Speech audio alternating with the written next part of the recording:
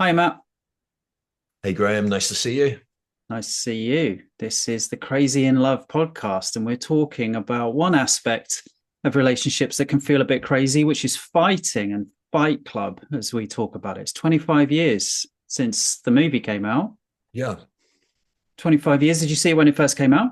yeah, I did, or probably not that first release because it didn't do so well, did it? But yeah, I definitely caught it on DVD, or was it top loading Betamax? Can't remember what Blu-ray disc, whatever Blu-ray it was in disc. our day. Yeah. So the reason why we're talking about Fight Club, and it's a bit of a notice to people, we'll probably spoil the film a little bit as we go. We're not going to talk in depth about the film in any way. We're going to relate it to relationships. But we at one point we were thinking about talking about naming the podcast and the YouTube channel after the film, right? We were going to call it Fight Club. So tell us a little bit about why, and maybe a bit about why we didn't choose that title as well.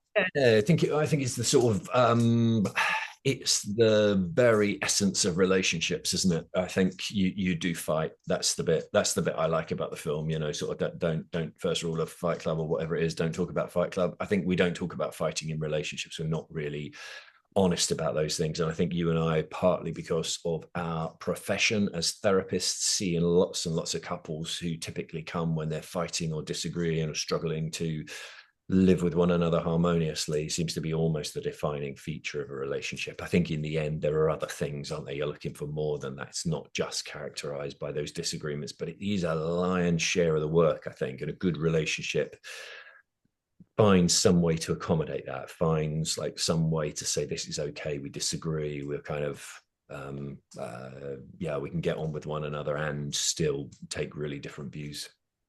Yep. You often hear people in weddings, so Yep. often father of the brides, talking about secret to a good marriage is kind of harmony and not arguing and Yeah. being kind and considerate with each other. But I think today we're going to get under the rock of that in a bit more detail and talk about what happens and how best to fight when Yeah. things aren't quite that harmonious. When you are genuinely pissed off with your partner, when you're genuinely trying to navigate substantial personality differences too, Yeah. as Yeah, well. yeah, absolutely. And that's the bit I think we would probably say that our partner was inconsiderate sometimes. We might even say they work too much. Very few conversations I find outside the therapy room, up to and including, wedding speeches, father of the bride speeches, best mate, that we actually talk honestly about disagreements and how unpleasant they can be and how cruel our partner can be in those moments, how unkind we can be in those moments, how cutting people can be, how long they sulk or seethe for. So I guess just trying to be a bit real about So that. let's stay with that for a little bit because I think some of our listeners might be surprised to hear what we're saying on this point, which is that in our experience when we work with couples, even the couples that generally are quite considerate and pleasant to each other, when they fight, they can be pretty bloody mean and say some pretty bloody harsh things to each other. Yeah, yeah. Sort of character, like really identifying character flaws. Calling one another lazy or useless, those kinds of things, and maybe even adding something to that. That somebody is a. I think we're swearing on this Yeah, podcast. yeah. I'll Someone make sure we add the explicit content. someone is a lazy twat, that somebody can be, she's you use that kind of the word that I think is sort of the crossover, for us when we were talking about this. What does it mean if somebody says you're a lazy bitch? Is that like, Yeah. have we strayed into something which feels more like this is not good, this is not safe, this is a relationship that you need immediately to exit, or in the heat of the moment do we allow that? What do we think about doors being slammed or possessions being broken? What do we make of that stuff? Does that feel like we've tipped into? I'm going to come on to this, aren't we, and talk a little bit about maybe what constitutes a definition of domestic violence. Where are we on that kind of, on that continuum? I think you and I would be really clear that some relationships are better off exited, that we're not doing therapy, that we're talking about actually maybe even the involvement of the police and seeking a place of safety. But at what point does that become relevant? Yeah, yeah. Maybe we go into that to some degree now because you Sure. Yeah. you felt like you had a bit of a framework to help guide us with that in terms of the two different types of situation that I think we might need to iron out a bit further so that we help people with Yeah, yeah. that. So the Gottmans do some kind of interesting stuff in this area. Generally, Yeah. they research relationships more generally, as people listening probably will know, and they distinguish between two broad categories: situational or common couple violence, as they call it, which sort of arises out of a situation that escalates maybe into physical or emotional aggression, but it's not part of a pattern of power and control in the relationship. Is much more to do with poor conflict management skills. So both partners would participate in that. The violence is sporadic, it's less serious or severe. There's no ongoing kind of intent to control or dominate. The distinction they would draw is between what they call characterological or intimate partner violence, tends to be the phrase in the US, but probably what you and I would think of as a more typical definition of domestic violence. So one which involves one partner exerting control over the other through ongoing violence, intimidation, or manipulation, where there's a clear kind of perpetrator and a victim dynamic that involves maybe more severe physical harm, including threats, emotional abuse, maybe financial control, and maybe even some isolation of the person in the victim role. And that violence is sort of is intentional in that second definition, that it's part of a pattern of domination. And the victim might even feel fear in terms of leaving the relationship. They might fear a fear of reprisal, and that's the situation that we're saying. We're almost not talking about that today. We're not proposing couples therapy for that. Instead the focus is on ensuring safety. Yeah, physical and emotional safety at that point. Yeah, Yeah, yeah, but to take your phrase from earlier, the couple that are throwing around phrases like lazy bitch or lazy bastard to each other, yeah, maybe a difference between the two categories you're talking about is in the latter one, in the more abusive one, the partner genuinely wants their partner to feel that way and think that way about themselves to some degree. There's an element of power. They genuinely yeah, hold some horrible views about their partner that they want to kind of cement within them. yeah. Whereas the former one, the more kind of mainstream fight where you say things to each other, in the heat of the moment, you might mean that thing, but Yeah. you try and repair it, you try and apologize for it. You don't really think about your partner in that way most of the time. Something along Yeah. those. Yeah, I think that's right. I think a relationship which is sort of tempestuous and back and forth is one where you can maybe you can get in and help as a therapist. The relationship which is one way and characterized by dominance or control, that feels, I'm much less comfortable, working in that way. I've seen people do some crazy ass things, to their partner, Yeah.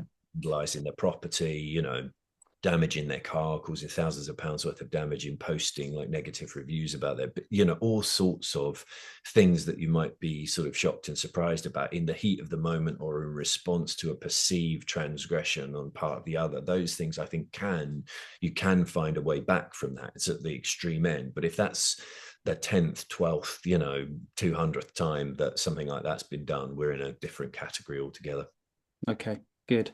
That makes So sense. when Yeah, yes, it does. I still think that somewhat inevitably, it's not quite that clean cut, is it? Somewhat inevitably, we're talking to people and saying you, to some degree, you need to make your own mind up. Whether the 10th time someone has said something and apologized for it, it feels genuinely and authentic, and you feel fundamentally respected in that relationship, or do fights and arguments reveal something about your partner that actually you need to confront and try and work with, or ultimately potentially leave?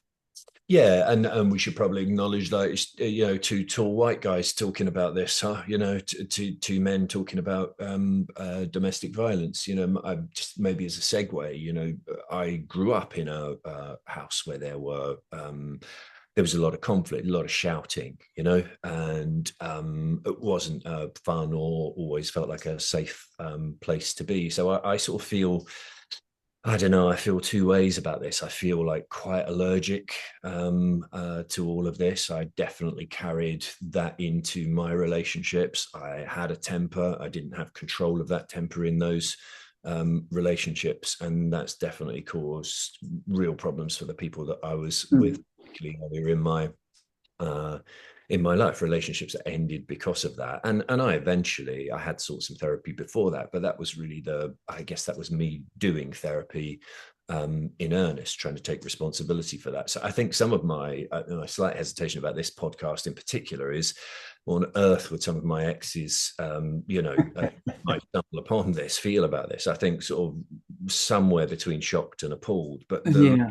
feel able to talk about it a bit and share a perspective is because I have definitely been there. So when I see people who are angry, could be guys, but it's not always the guy who's angry. I do feel like I know something about this. Like I know the pain it causes both parties. And I take quite a strong stance. My sort of allergy to this, my allergic reaction to this is, you're going to need to cut that out. Like there's no dicking around. Like we're going to need to stop this, and we're going to need to stop this in quite a decisive way. So I would speak quite directly to people in therapy in that situation where we're describing some of the things they've done. It's like, okay, we've done it. You don't necessarily need to go to bad man, bad person prison, but it is very serious where we are in this. This is a horrible thing to be around. It's horrible for you as the angry person, and it's horrible and sometimes dangerous for the other person to be around. I think we and most people would find broad agreement with what you're saying. I would counter though that most couples are not in that quite an acute place. Most couples are in the place where they are arguing more than feels comfortable, and they're fighting in a way that is causing distress, but not to the place where you would intervene and say that's completely inappropriate, cut it out. It might be just that they're struggling to get out of a cycle of being overly emotional and throwing catastrophic remarks or insults or character assassinations to each other in a way that obviously Yeah. isn't helpful, but is not at the level of kind of cut it out. I To think that's maybe where you and I would disagree on that. I think my reaction maybe, yeah, is probably a little stronger. So I know you and I both watched that clip of Marsha Lynham, who's a kind of therapist who deals with, I guess, emotional regulation. We would say in simple terms, right? And she has that exact phrase, like "cut it out. This is going to do you no good." And I'm closer to that than I think. well, she says that for anger, though, doesn't she, specifically? Because So that's she's for not anger. talking about don't disagree with each other. She's talking about No, anger, no, the no. Anger. expression of kind of anger in a unprocessed, Yep. Yep. volcanic way of just getting mad with another person and putting all of your shit onto the other person in an Yeah. particularly in an aggressive way. Yeah, yeah, absolutely. Yeah, no, you're right to draw that distinction. I suppose it's that angry reaction, that bit that's unprocessed, that feels like an excess of emotion that's not doing anyone any good. And more than that, could well be doing you and your partner harm. Even if it's not doing them physical harm, it is probably like smashing into the relationships, probably doing something to the foundations of that. It's doing something at quite a fundamental level. Hard things to row back from, those very angry outbursts. Right. And that makes me think about the film again, in the sense that the film at its core, and is often this is the only thing that people take from the film, is the idea that we're breaking free of societal structures, right? So in the context of what we're talking about, the breaking free of societal structures would be actually lots of couples fight, lots of couples say mean things to you. Here's how we can help you do that in a better way. But the thing that's often forgotten about the film is that what they're not saying is just that Fight Club is the final solution, that unprocessed male aggression, where you're Yeah. just beating the crap out of each other in car parks, is not a great way to build a society. You've got to find something else ultimately, and giving free rein to anger and violence is not Yep. a solution either. I think a lot No, of cells no, and I others who agree. watch No, I the agree. movie don't quite get to that Yeah. point. They just quite enjoy the satire of the breaking everything down, but you've got to build Yeah. something back up as well. Yeah, yeah, yeah, absolutely. And it's a nice analysis. I think the solution is really prosaic, for you and me saying, okay, cut it out. It's like, well, maybe you can cut the behavior out, but you can't really cut the angry feelings out. So what do you do with them? And the answer, I think, in therapy is sort of, it's a bit disappointing because we're going to say something really humdrum about this, aren't we? We're going to say, like, let's notice those feelings. Let's get in touch with them. Let's accept that those feelings are feelings, but there is still a choice point. Once you felt that feeling, in terms of how you act, how you respond, you can challenge that. You can think about the truth of that feeling. You can take into account more evidence. You can kind of pause on that. You can draw the camera back, try and see the bigger picture. You can accept that you are having those feelings, and thereby tame them.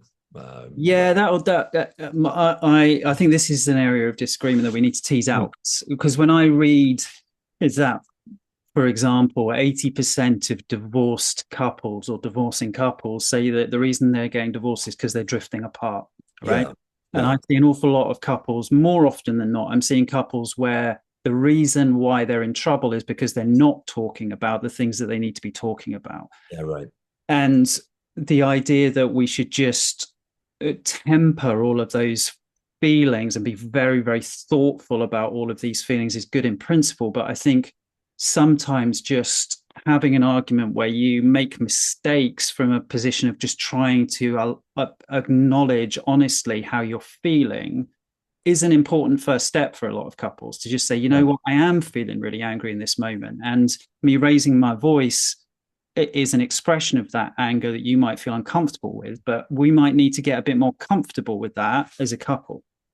Yeah, I don't entirely disagree, but I think we are coming at this from a slightly different point of view. And I would not counter that in its entirety, but the counter I would put to that is that when I see couples, often what they're describing in a relationship that's become boring or repetitive, or they don't really like to spend time together, they don't do anything together anymore, is in large part when you get underneath it because they are arguing and bickering and they're being mean and unkind to one another. So they try and talk about something they immediately disagree and it pisses them off and they go to their separate corners. So often when I see relationships that seem to have run out of steam or juice or mojo or whatever, it's often because they're being like really unkind to one another too, or unkind in ways that they've just immediately they've baked in and not realized. So they cut one another off, they're rude, they talk to one another. And I'm often talking to professional couples and I say to them, would you talk to your boss like that?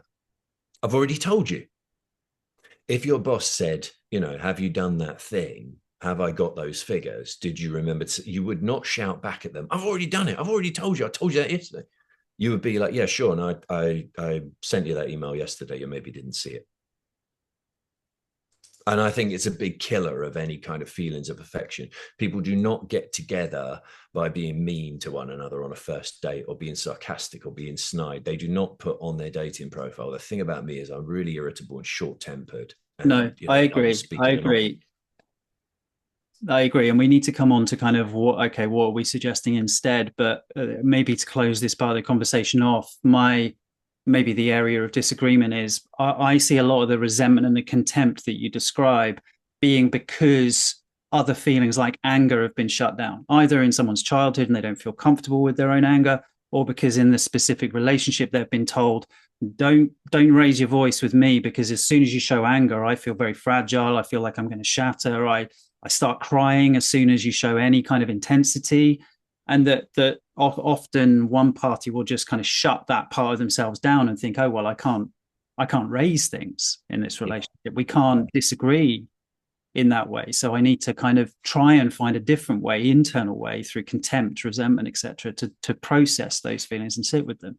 I think the bit that you and I might agree on is that I think cutting it out means acknowledging it and taking it super seriously, just like dealing with something like alcoholism, right? Is accepting that it is a very big problem and you need to do something super serious about it. So it's definitely not ignoring those feelings of anger or irritation. That's the second thing I feel about anger, really, that we need to take it super seriously, acknowledge it, steer into it. And by anger, I do mean those kind of build-up feelings, irritation, frustration, feeling let down, feeling disrespected and annoyed, and looking out for those, naming them, and then getting into that, tackling that early. If the scale is 1 to 10, tackling that when it's low, 1, 2, 3, not 4, 5, 6, where I'm starting to lose control, and definitely not 7, 8, 9, because then I really can't handle it. So my advice is sort of to couples is, join Fight Club, right? Embrace it. Like, it's gonna happen. You're gonna need to get better at this. You're gonna need to practice having these conversations. And I think that's the bit where you and I would join up, because those conversations can be interesting. They can really bring the thing alive. I'm now able to say, like, the truth of my experience, why I am fed up, pissed off, disappointed, etc. And you're hearing me Mm. and saying something back, which is going to help, which is going to move things on, rather than I'm sitting on it. And over time, like, the filter is getting silted up and then the machine stops working. Yes, I think that is an area of agreement for us. One of the things that stoked my interest that you just said was around the idea that one member of the couple would say it's moving things on.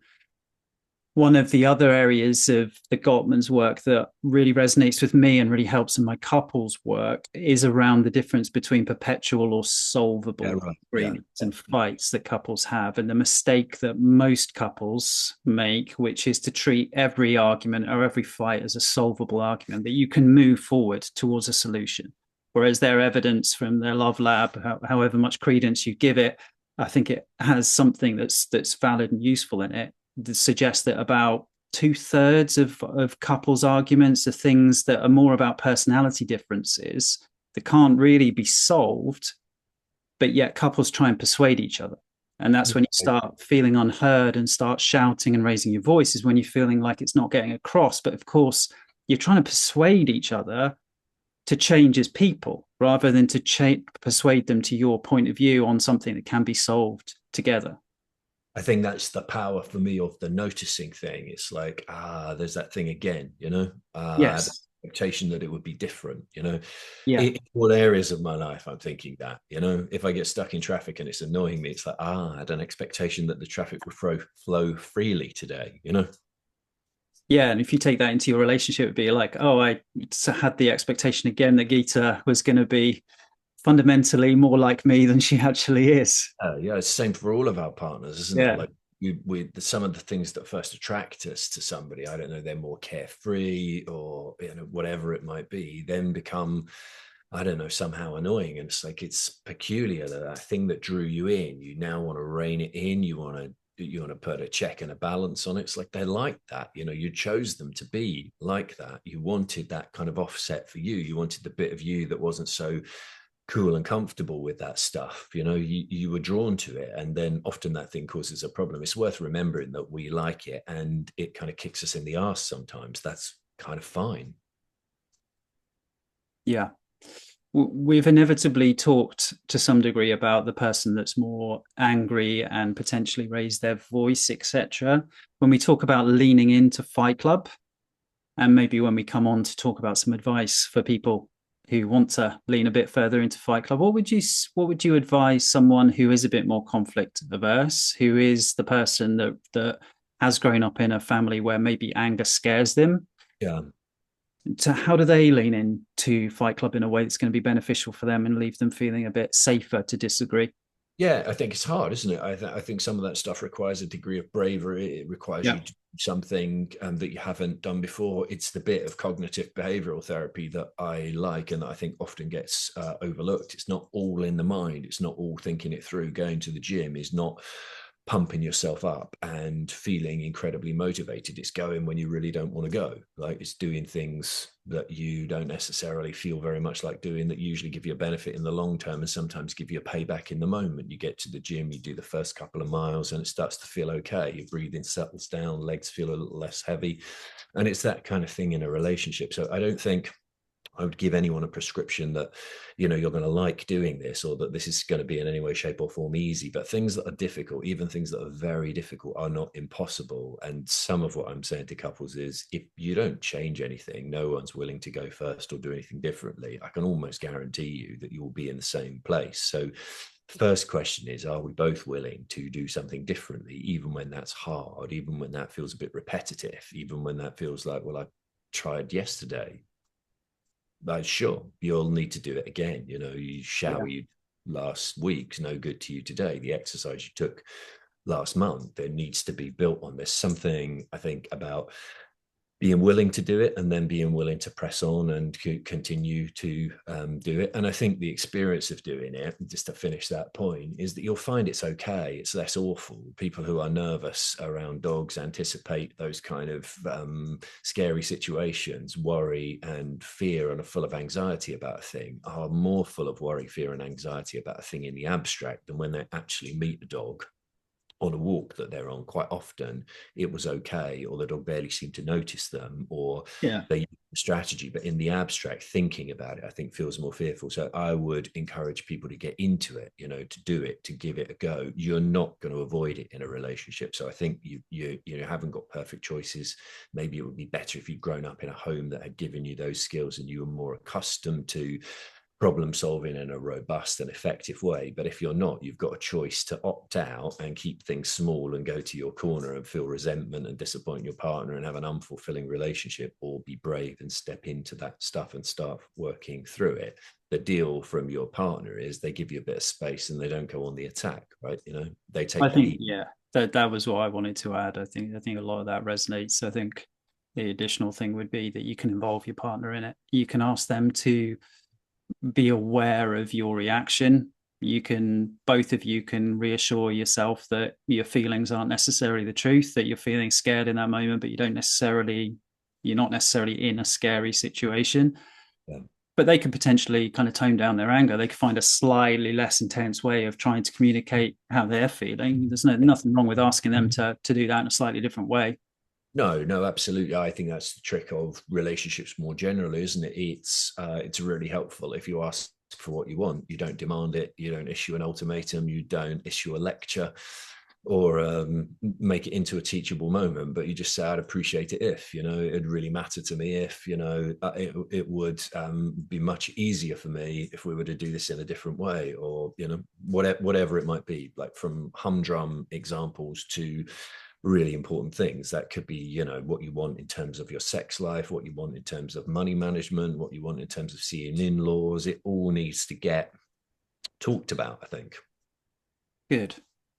Let's try and finish up with a set of recommendations or advice Yeah, for how to do Fight Club well, because I think most people listening would be able to understand what a bad fight looks like, right? yeah, There's two probably. people getting quite defensive, getting quite insulting, probably talking past each other, Yeah, emotions getting heightened, maybe one person getting so emotionally overwhelmed that they storm out or say something that ends the argument with a full stop. give So I us think, your give us your top three top three. techniques, words of wisdom. What do we get if we come and pay for your services, Graham? Give us a sneak peek and insight. So I think number one is what we've said to some degree already, which is avoiding difficulties and conflict in a relationship does more harm than good. It's the short term easy solution, it's the long term bad solution. You need to acknowledge and potentially confront differences between the two of you. And when you're pissed off or resentful with your partner, something's going on that you probably need to address. Now, the second piece of advice is that might not need to be addressed with your partner. You need to own your own shit. And if Mm-hmm. you're angry with them about something, maybe you're being unfair to be angry with them. So you should probably do a bit of self reflection and think, is this actually one of those moments where we need to have a disagreement and a fight? Or do I just need to go away and kind of own my own stuff? The additional bit to own your own stuff is, even if you do want to have a bit of a fight or a disagreement, is to talk from a position of how you feel.